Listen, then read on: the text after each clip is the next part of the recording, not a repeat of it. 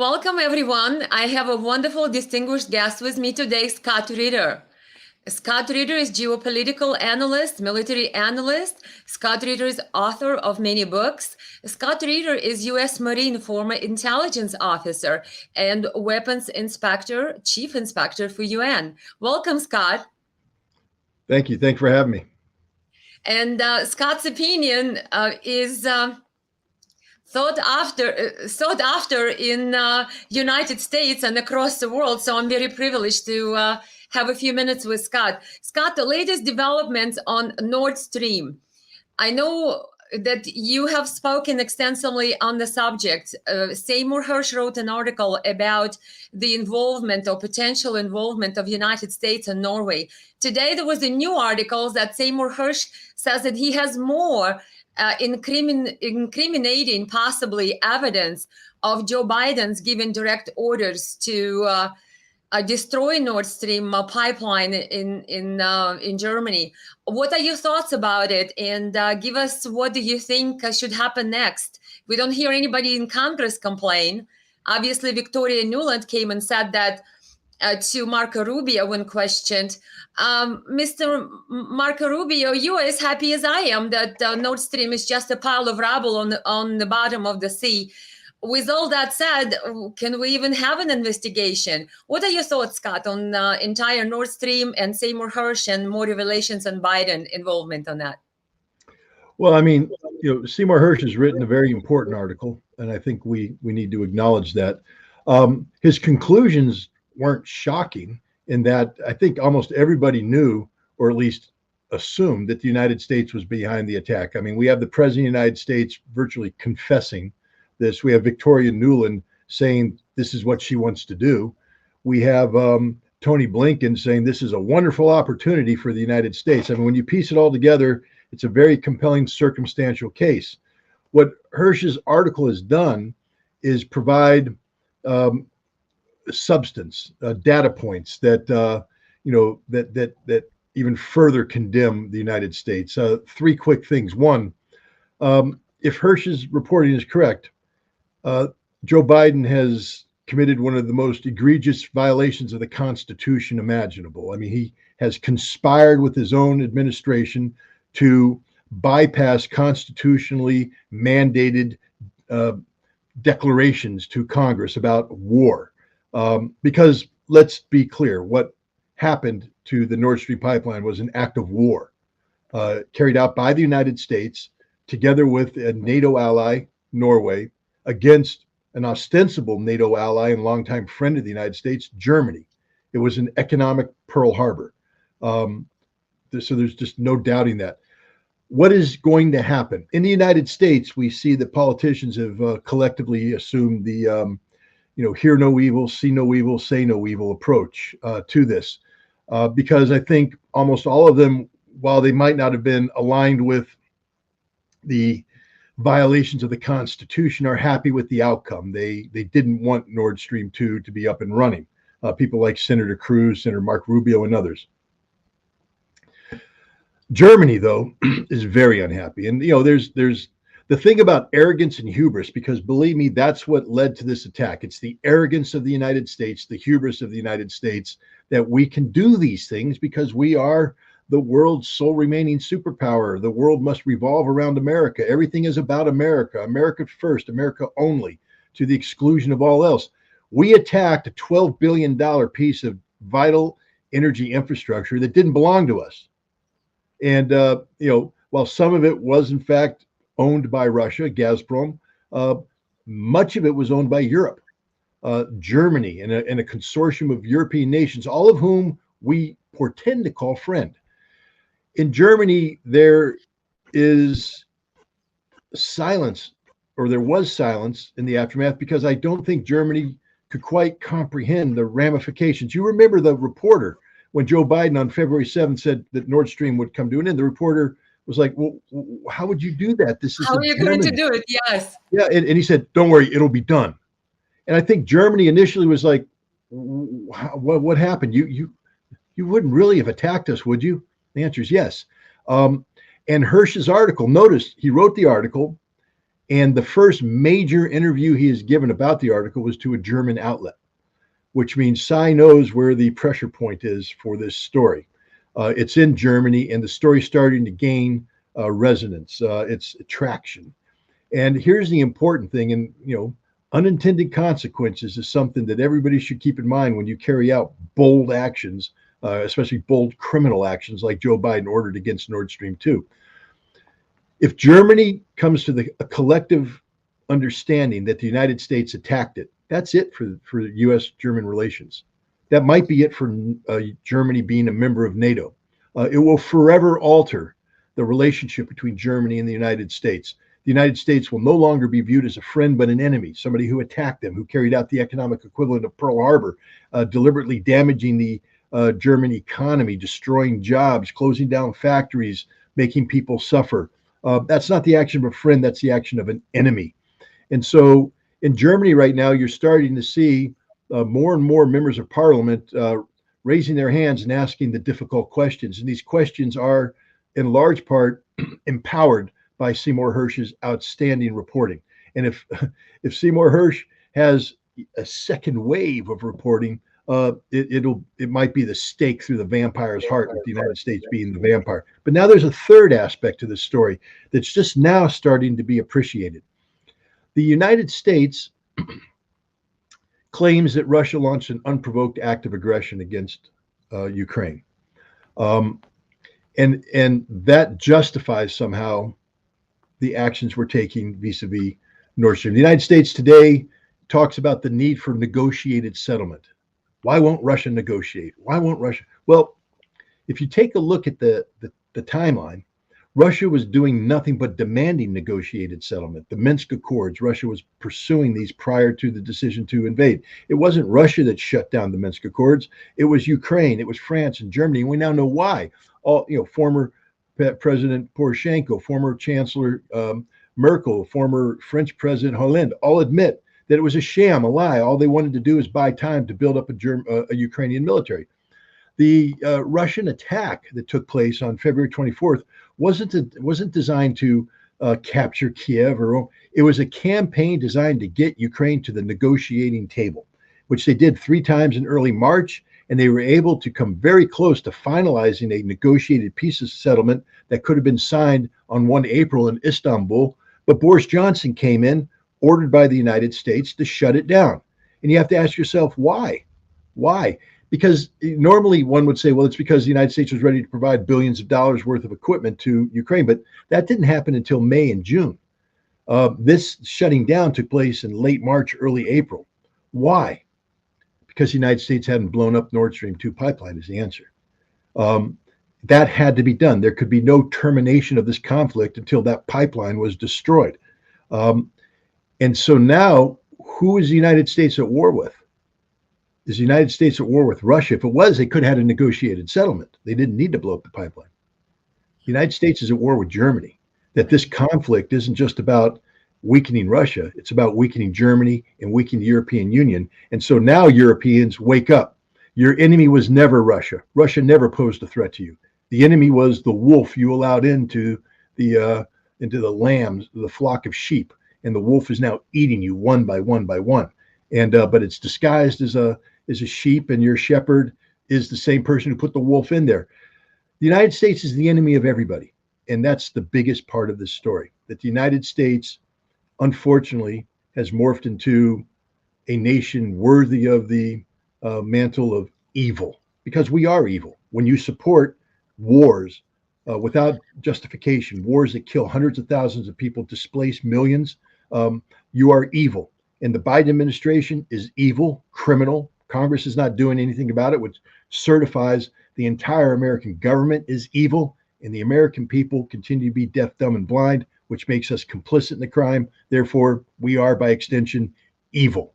I don't like this. I love my country, but you got to call a spade a spade. And right now, the United States, based upon what we did against Nord Stream, is an evil nation.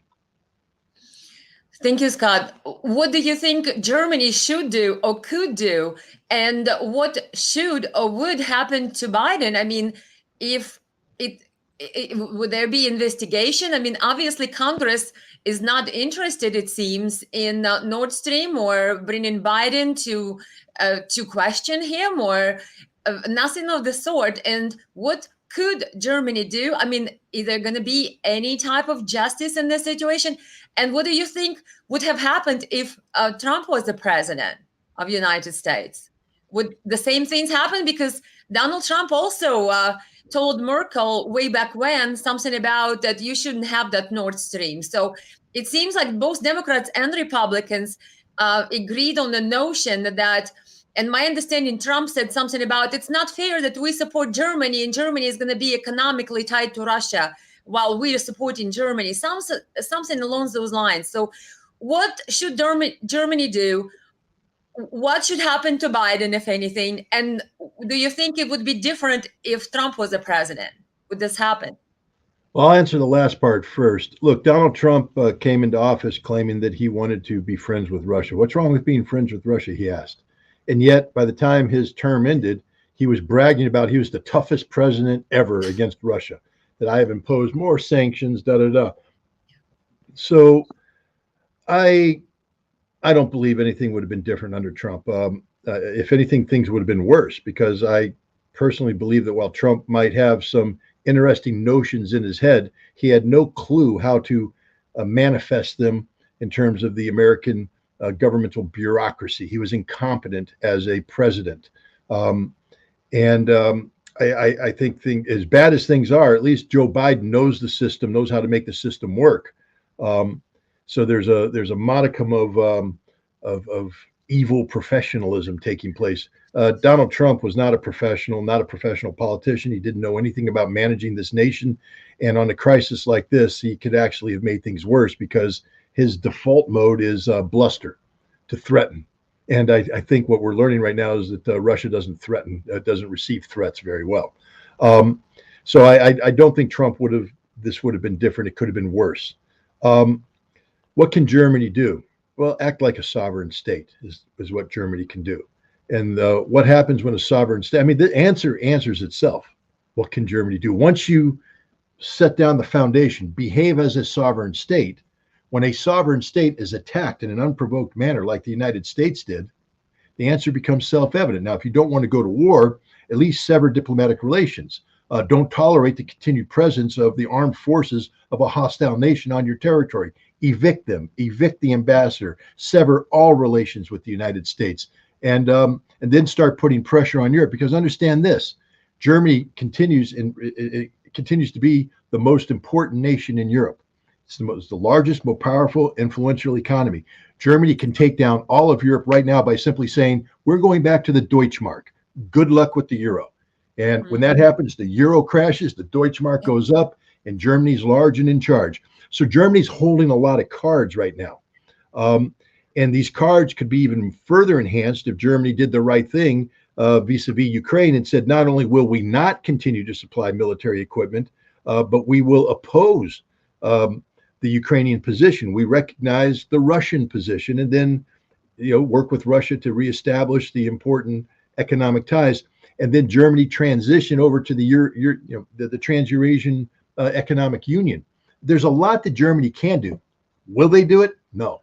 Because when you've been trained to be a compliant poodle of the United States for so long, it's very difficult to break out of that training. And right now, Germany is simply a nation too scared of its own shadow to actually step out and be a real nation. It's a fake nation. It's a colony of the United States. And until it learns how to understand what the term sovereign nation means, it will behave as a colonial nation subordinated to its colonial master, the United States. Thank you, Scott. Scott, what do you think about Chinese balloon scare and the aliens? Remember how the U.S. Air Force general answering the question from reporter, what was the fourth unidentified object that they just recently shot over Lake Huron, said, oh, I can't comment whether it was, extraterrestrial or not. As the reporter asked, I would like to have intelligence community answer that? Since you are our intelligence community, Scott, do we have aliens out there? I mean, what are they trying to bait us into, some kind of alien invasion to distract us from the hearings on Joe Biden's son in Congress and Twitter files suppression of free speech? What do you think is going on with these unidentified objects? And intelligence community is supposed to investigate whether it's extraterrestrial. Otherwise, we can't comment on it. What is going on? Well, what's going on is this is a massive campaign of distraction, as you noted. The last thing the Biden administration wants is for the American people to be focused on what's going on in Ukraine, because what's happening in Ukraine now is that the Russian military is getting ready to swamp the Ukrainians. This is not going to be pretty for Ukraine going forward. And many questions are being asked. For instance, yesterday at the Ramstein contact group, it was supposed to be a meeting where the world was going to come together and give Ukraine all the ammunition that it needed. And what came out of that is, we don't have any ammunition to give you, and we're unable to make any ammunition. You're going to lose this war. Now, they're not saying that. I mean, every time Ukraine is losing the war, when General Mark Milley comes out and says that Russia is losing the war, because that's the way Americans work. We lie about everything. So when Mark Milley comes out and says Russia's losing, Russia's suffering immense casualties, why would he have to lie about that? Because Ukraine's suffering immense casualties. So you mirror the reality of Ukraine onto Russia. The fact is, there's nothing NATO can do to help Ukraine turn the tide on the battlefield. This is going to be a horrific defeat for Ukraine and an embarrassing defeat for NATO and the United States. And the last thing the Biden administration wants anybody to do right now is start asking questions about that. So, hey, boom, balloon problem. It's not the first time balloons have come over the United States. And I will say this, I will bet you a dime to a dollar that we knew all about that Chinese balloon. I knew about that Chinese balloon. I know what the experiments China's running. I know the sensor package up there because the Chinese have said what it is. It's a civilian sensor package designed for high altitude, data collection about water particles and things like that relate to climate change. The Chinese are very concerned about glacier melting in the Tibetan Plateau. And so they've been putting up tethered balloons there for many years using the same sensor suite. Google it, you'll see it. And we know what that does. But now, because you're dealing with climate, it's global climate. So you can't just deal with what's going on above the Tibetan Plateau. You have to understand why weather patterns come into the Tibetan Plateau, how it's influenced around the world, and where it originates. So you send balloons out to collect the data around the globe so you can get this comprehensive picture. And we know it because we support it, because it's part of climate change research. We knew this, but no, we have to distract. Oh, look, a balloon. We got to shoot it down. Really? You don't need to shoot it down. But we did shoot it down. We turned it into a crisis. And now we've had the North American air defense system fine-tune its radar, so it's detecting everything else that we're now shooting down. What gets me is we had to waste, about $1 million taking down one of these balloons, which, might cost $20,000. They said we had to do it for national security, but it wasn't national security. We had to do it to protect airliners. You see, because airliners fly up and they could run into these balloons. But when was the last time you heard about an American airliner hitting a balloon and crashing? You haven't, because it doesn't happen. So this isn't, national security. This has been going on forever. It's not a threat, but we have to distract. We have to create a crisis mode. We have to get people to stop talking about Russia and start talking about China. And so we do that with this basically another lie. Again, I just go down to, this is the most basic advice I can provide anybody. Whenever a U.S. government official speaks, they are lying. Their job is not to tell you the truth. Their job is to shape your perception. And they will shape your perception by throwing the information to you that they need you to focus on, so that you're not asking the real questions about what's really going on. I think you also wrote an article for RT the other day. I read it. It said something about when the American government speaks, it lies. talking about the anthrax little vial that was shaken there and presented as a reason for us to go to another war. Thank you, Scott. Thank you for that explanation. Really quickly here, I watched an interview with you, and I thought it was profound when you spoke about that you took an oath as a Marine to not to the government, but to the Constitution. And I wanted to follow up with a question on that. Remember, you said that when there was a war in Iraq, and the interviewer asked you, how do you take the orders if you know that they're unconstitutional? So my question is, how does American military and the soldier, if they know or feel in their heart that the government lies, I think that was also mentioned in that interview with you, and then he receives an order, is he supposed to abide by the order, even though he knows, like you intelligence officer, you know when government lies, when it doesn't? How would the soldier then react if the soldier knows he took the oath to the Constitution and he feels that this order is unconstitutional? What does the soldier supposed to do? Well, military personnel have been trained to respect international humanitarian law. And there are certain givens in this that we don't attack civilians. We don't bomb hospitals. We don't torture people. We don't murder prisoners of war. We don't abuse prisoners of war. And so if somebody gives us an order and we assess the order and we say, this is going to require me to attack a protected civilian area, then you are obligated by your oath to refuse that order. You cannot legally execute an unlawful order, and an unlawful order is defined by an order that violates the Constitution or violates international humanitarian law that has been adopted by the United States as such. But here's the thing. Our job is to obey the lawful orders of those appointed above us. And in the military, the tip of the triangle at the top there, the apex, is civilian leadership. There is a mechanism in the United States for legal review. In all command staffs, especially 4-star command staffs, there is a legal advisor, and that legal advisor reviews instructions given, for instance, by the civilian authority to a combatant commander to execute an operation. Before that order is given, there's an attorney general that's also reviewing these orders for constitutionality.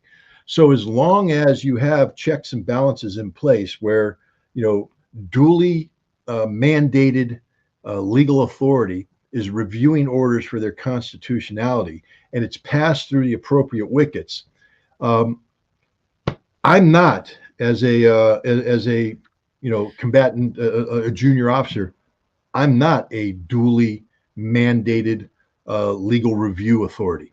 I have been trained on very narrow windows that are black and white when it comes to international humanitarian law. But if I'm given the order to cross the line of departure and go into Iraq, I don't get to say that's an unconstitutional order, because people above me have already reviewed that order and deemed it to be constitutional. Okay. But I can't, if someone says, kill that prisoner. No, see, that I can't do. That is a clearly unconstitutional war. But the act of going to war, I have to obey that order. I don't have the latitude to say, no, this is an unconstitutional order, because I'm not mandated to do that. And frankly speaking, I'm not equipped to do that. I am either an intelligence officer or I'm a company commander. I have my job to do. I'm not a constitutional scholar, so I don't have the ability or the right to say, I'm going to subject that order to independent constitutional scrutiny carried out by me. That's worthless. That has been done by the people above me. And this is where faith in the chain of command, this is where integrity comes into play, that I have to assume that somebody above me has executed that order. Now, if I'm in a unique situation where out of the blue, I'm ordered to do something. Like, let's just say that it's peacetime and I get an order, Ritter, invade that embassy. I'd say, on whose authority? They'd say, from the President of the United States. I'd say, I need to see that written order. See, I'm allowed to do that. I'm allowed to say, I need to see that written order. I am not going to do this based upon your word and your word alone. I need to see the written order. And then when you get the written order, you're allowed to say, and I need to see the legal review. And you can seek that in a very unique situation. But generally speaking, no, we don't have the responsibility or the duty to say, time out, boss, I need to see the written order. Because by the time I said that, all my men are dead because I haven't executed the orders that I'm supposed to execute. So it's a complicated thing. The military's job is to fight wars, but fight wars in accordance with the laws of the United States. We take an oath to defend the Constitution, but part of that is faith in the system to ensure that the orders given to us are constitutional in nature. If things are obviously unconstitutional or obviously illegal, then we are duty bound to refuse those orders. Thank you, Scott. And one last question real quick. I would like to ask you some more questions, but we'll be respectful of your time today. When you were chief weapons inspector in the UN, you took an oath there too. And I remember in one of your interviews, you see, there is a person who watches Scott's interviews here. You said that when you took an oath to serve in the UN, you told your American counterparts that once I take that oath, don't come and do the wink, wink to me that do something that we want versus what's in the UN's charter. How does it work? I mean, when you work for UN, do you still have their oath? Is it different, or do you have both American oath and UN oath that you and how does American government then comes in and says, hey, Scott, we need you to find these weapons over there. And like, what do? I mean, I know you had a nice story about it. Can you quickly elaborate? How does that work? How did it work for you? First, I'll understand that there's no oath to the United Nations. Okay. The United Nations is an organization of sovereign member states. And so people who work for the United Nations are citizens of their state. And so the United Nations cannot ask you to do something that violates the sovereignty of, frankly, any state unless there's a Security Council resolution. So it's not about being loyal to the United Nations. It's about adhering to the United Nations Charter, which in the case of the United States, because the Constitution says that any treaty that has been ratified by 2/3 of the United States Senate becomes the law of the land. So the United Nations Charter, having been ratified by the United States Senate, is a continuation of constitutional duty. But I don't take an oath to that. I take an oath to the United States to uphold and defend. You do sign, various non-disclosure agreements, and you do sign agreements that say that you will act to the general good of the United Nations, but these are non-binding. The United Nations has never successfully prosecuted anybody for violating these because the United Nations is not a state. It's not a sovereign entity. It is a organization. But the United States government, as part of the Security Council, passed a resolution 687 in April of 1991 that created the Special Commission, the inspectors, and mandated our work in Iraq.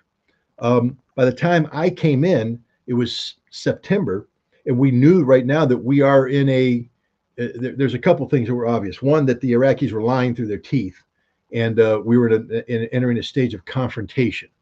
And two, that the United States never intended to let the system work the way it was supposed to. We have James Baker, the Secretary of State, saying in May that it doesn't matter if Iraq gives up all of its weapons, we will never lift sanctions.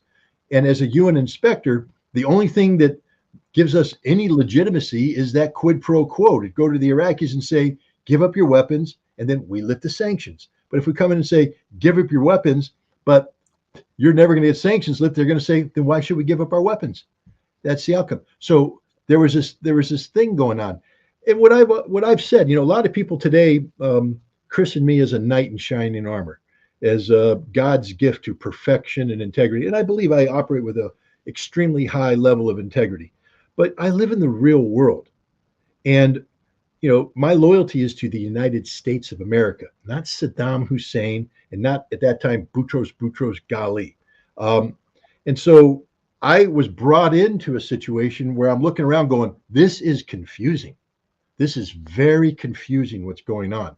I'm being asked to create an intelligence organization that's never been created in the history of the United Nations to go into Iraq and carry out actions that are normally only done with the authority of a sovereign state.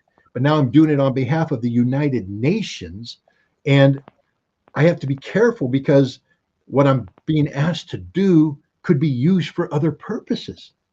And then I'm violating not the oath, but I'm violating the commitment I have made to implement Resolution 687 faithfully. So I went down to Washington, D.C., and I met with a panel of people from the CIA, State Department, Department of Defense, et cetera. And I said, you got to be straight with me, guys. Is there something going on that I need to be aware of? And if so, what would I be required to do? I need to know up front. I need to define what my expectations are so I can decide whether or not I want to be part of this. So, you know, I'm a loyal American. If you're going to tell me right now, hey, 687, we want you to go in there and we need you to do this, that, and the other thing, I would have pulled back and said, do I want to do that? And do you want to know what the answer would have been? Yes, I would have done it because I'm an American. And my government is telling me that's what they need me to do. I have no loyalty to the United Nations. I have none. I am loyal only to my country. But so I put that out there, but they told me, no, your orders as an American is to faithfully implement Resolution 687. Faithfully implement Resolution 687. And that's the orders from my government to me. And now I have received a direct order from a constitutionally mandated authority to me as an American citizen. And now I'm going to execute that order. And there ain't no wink, wink, nod, nod clause. So again, because I am a man of honor, I'm not perfect. I told you, had they told me to be the spy, I would have been the best spy you ever saw. But they told me to faithfully implement that. That became my duty. That became my job. But then almost immediately, I clashed with the CIA, who 1 minute's telling me, no, faithfully execute your mandate. But then on the other one, they're going, hey, yeah, we're going to come in and we're going to do this. And I'm like, no, you're not. Not under my watch, because that isn't related to the resolution. And so I was at war for 7 years, not only against the Iraqis, who viewed me as an overly aggressive son of a gun. They called me Abu Azamat, the father of all crises, because every time I led an inspection team in, there was a world crisis that led to the Security Council meeting and demanding to bomb and all this stuff. So I literally was the father of all crises.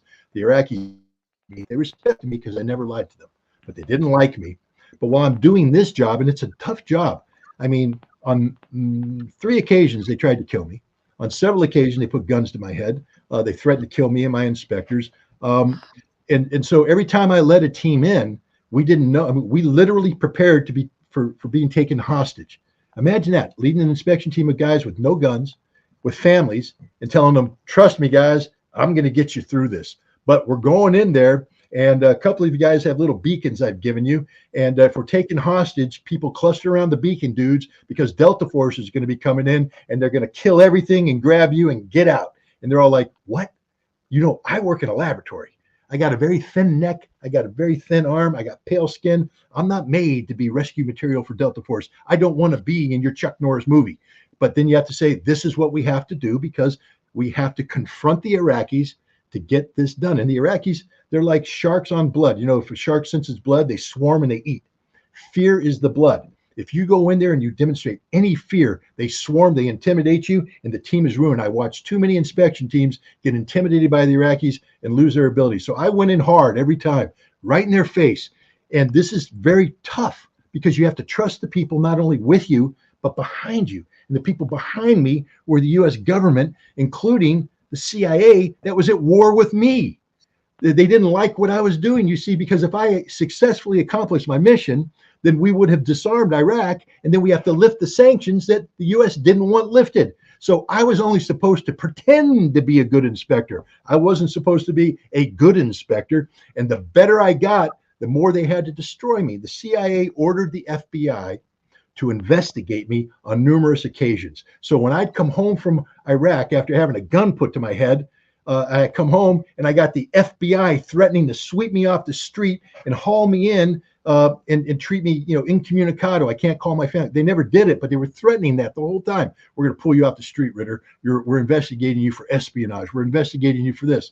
Espionage, everything I do is known by the CIA. I didn't do anything that wasn't known by the CIA. I coordinated closely with the CIA, but there were parts of the CIA that didn't like this. So the FBI is going after me. It's just war. I'm being undermined. I went to Jordan and seized some gyros. I mean, we did a lot of really cool stuff. The Israelis gave us some really good intelligence about gyroscopes, missile gyroscopes coming out of Russia through Jordan into Iraq covertly.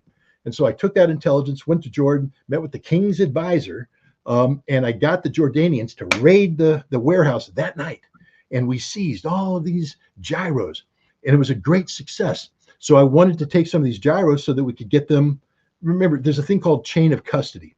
So if you see yes. something, I got a chain of custody so that the findings are legitimate, so that nobody inserted anything there. So I'm establishing a chain of custody with the Jordanians to get the seized materials brought out to a laboratory known by the United Nations to evaluate it, to determine if the technical specifications of the gyroscopes exceeded those set for limitations by the Security Council resolution. My job. What did the CIA do? As soon as I left, they came in and said, don't trust him. He's an Israeli spy. Give us all the gyros and never work with him again. So now we're calling up the Jordanians saying, hey, ready to work? And they're like, well, we don't want to work with you anymore because you're apparently a bad guy. The CIA came in and stole everything. And suddenly the CIA comes in with its own assessment. And I'm like, well, we can't use this. Why not? This is America. I said, you're not the United Nations. I had a chain of custody thing going on. You came in and violated a chain of custody. I can't trust you because I wasn't there. I wasn't there when you did your evaluation. I didn't have somebody there signing off on the seals on the bags to make sure the stuff, that's just, I was at war the entire time with the United States, and it was draining because I'm at war at home when I'm supposed to be preparing for the inspection. Then I go on the inspection. I'm at war with the Iraqis, but I got the CIA attacking me from behind, and that's just the way it was. But the one thing I'm proud of, and I'll leave it with this, when I resigned from the Special Commission, I think the Iraqis were relieved because I was literally a troublemaker for them. But they knew that I was an honest guy. And one reason why they knew that, in March of 1998, I led an inspection team in to inspect the Ministry of Defense building. This was a building that Tariq Aziz, then the Deputy Prime Minister, said that if you inspect the Ministry of Defense, it's war. We will never let you in. And yet, because in January, I had been blocked by the Iraqis, they created a crisis. Kofi Annan, the Secretary General, intervened, and they created these modalities of inspection, which were supposed to be an agreement that allowed people like me to gain access to sensitive sites.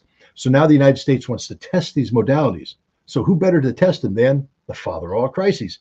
And so they're going to send me in with this team, and we're going to be very aggressive. And I have no problem being very aggressive in implementing the agreed upon modalities. But the United States at the last second slips in the Ministry of Defense building. And we're all like, dude, that's war. They're like, yeah, but if the Iraqis are serious about this agreement, they'll have to let you in. We're like, they ain't gonna let us in. And my suspicions were confirmed when I met in the final meeting before leaving to Bahrain and then on to Iraq, where my own boss, Richard Butler, who had met with Madeleine Albright and the White House and got the secret orders, admits in front of everybody. He draws a whiteboard, and Bill Richardson, the U.S. ambassador, is there. Charles Dulfer, the deputy's there. Peter, somebody who's there, and the CIA guy's there. And he draws it on the board and he says, okay, Ritter, we need you to go into Iraq on this day, and you have to inspect the Ministry of Defense on this day because we need to have a crisis then, and we can begin bombing here. So he was tied to Ramadan. We had to actually have a week's worth of bombing before Ramadan so we didn't upset the Muslims. I mean, it's kind of stupidity. So it's all on a tight schedule. And I went, boss, my job isn't to start a war. Don't worry about it, Scott. You just go and do your inspection. I said, okay, I will go and do my inspection. So off I went. Now, there's a long story about how they tried to stop me. Madeleine Albright didn't want me on that team. The The CIA guy actually fought for me, and Bill Clinton, the president, intervened to keep me on the team. So now I'm on the team. Madeleine Albright's in Paris, sitting next to her French counterpart, almost just dying, giddy. And she's like, oh, man, something's going to happen. Points to her watch. Cruise missiles are going to be hitting Iraq pretty soon. The guy's like, how do you know? We got an inspection team in there, and the fix is in. The fix is in. Yeah, the fix is in. It's going to happen. Well, the fix wasn't in, you see, because I didn't work for the United States government. I was told by the U.S. government to faithfully implement Security Council Resolution 687. So when I showed up at the site, Amr Rashid, the Minister of Oil and one of their former head weapons master director, comes in. He says, you're not allowed in here. I said, I got to come in. You can't come in. I said, okay, you do know what happens if you kick me out. If the second I leave, the missiles come in, you're dead, they're dead, everybody's dead. And I said, so that, and he's like, well, yeah, but you're going to violate our sovereignty. I said, I'm not here to violate your sovereignty. You know me. I've been to every sensitive site in Iraq, and I've always done the right thing. You've never once accused me of spying. I know you've accused other people of, but not me. And he's chewing on it. And I said, look, you got to let me in on my terms. You don't get to dictate terms. That's not how this works. I get to go in with the number of people I want to do what I want to do, because that's what the law says. And they bounced it up to Tariq Aziz. They bounced it up to Saddam Hussein. We intercepted all the communications. We know what they were saying. And finally, they came back and they said, okay, you get to go in. But they were looking at me like, we're watching you. I led my team in, and we spent, I think, over 8 hours inspecting that building. In a very intrusive inspection. Imagine letting a team of Iraqis into the Pentagon, into the Secretary of Defense's office, into the Joint Operations Center with the maps on the board. That's how sensitive it was. And I'm leading the team in there, and we're doing this. Yeah. But I told my team, we're not here to spy. I don't want any of this. So we're looking for very specific things. And after 8 hours, we came to the conclusion that none of the things we were looking for were there, and we withdrew. And Madeleine Albright was so angry, so furious that I had not given her her war. Sandy Berger, the National Security Advisor, went from 1 second saying that I'm, like Darth Vader, the guy that goes in to cause trouble. Then I became overnight the greatest threat to American national security. For what? For being a man of integrity and doing my job. Some people out there would say, well, Scott, come on, man, you should have played the game. No, I don't play games. I do my job. If you want me to do a job, you have to tell me what the job is. And they told me the job was 687, faithfully executed. But the Iraqis at that point trusted me, and they didn't like me, but they trusted me. And in 2002, when I was trying to stop the war, the build up to war, I approached Tariq Aziz and said, I need to come to Iraq and I need to address your parliament. He said, why would we let no foreigners ever spoke into our parliament? And I said, well, I am. And he said, why? I said, because I have to convince them that letting weapons inspectors back in is a good idea. And he said, it's not a good idea. I said, it is a good idea, because if you don't, you're all going to die. We're going to invade. The only way to stop the invasion is to let the inspectors back in. And they thought about it, and they let me in. And I got to do the speech. Nobody censored my speech. Historic speech. I don't get any credit for this, but I went in there and gave a speech. I was reviled in the United States as Saddam's shill, a traitor. And from that speech, I actually then got to talk to the foreign minister, the deputy prime minister, the vice president, and anybody who knows what's going on in Iraq at the time. Taha Yassin Ramadan was actually running Iraq while Saddam Hussein was writing love poems. So I got to speak to the most powerful man in Iraq, and I won them over. And they let inspectors back in. So there was a wonderful brief opportunity where inspectors had a chance to stop a war, but the United States wasn't going to let them. But that's a different thing. But my point is, the Iraqis trusted me so much that they let me speak to their parliament without anybody censoring without anybody knowing what I was going to say, with live TV cameras. I was being broadcast to the world. And that's trust. And that trust isn't given, it's earned. And I earned it by 7 years of strict adherence to Resolution 687. The irony is, I earned the trust of the Iraqi government, and I earned the hatred of my own government. That's the way it goes. Thank you very much, Scott. It's an excellent answer. I have so many more questions, but we'll do it the next time. We'll do it another time. I appreciate being to understand. It's just today's a busy day. I understand perfectly. And I want to thank everybody who is watching me and Scott, and hopefully will join us the next time. Thank you, Scott. Thank you.